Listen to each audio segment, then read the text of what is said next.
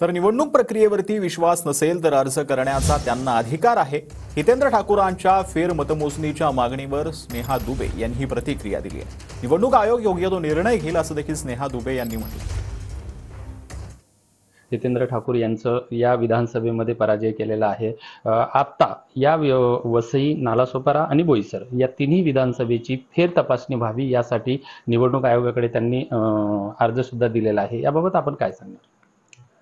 हे बघा, जर त्यांना निवडणूक प्रक्रियेवरती विश्वास नसेल तर कायदेशीर पद्धतीने तसा अर्ज करणं हा त्यांचा अधिकार आहे आणि त्यांनी जर तसा त्यांच्या अधिकाराचा जर तो वापर करायची त्यांची इच्छा असेल तर हा त्यांचा प्रश्न आहे आणि त्यांनी निवडणूक आयोगाकडे ती मागणी केलेली आहे. त्याच्यामुळे उमेदवार म्हणून किंवा आता निवडून आल्यावरती वसईचे आमदार म्हणून माझा त्याच्याशी संबंध नाहीये. तो निवडणूक आयोग आणि ते उमेदवार त्यांच्यातला प्रश्न आहे.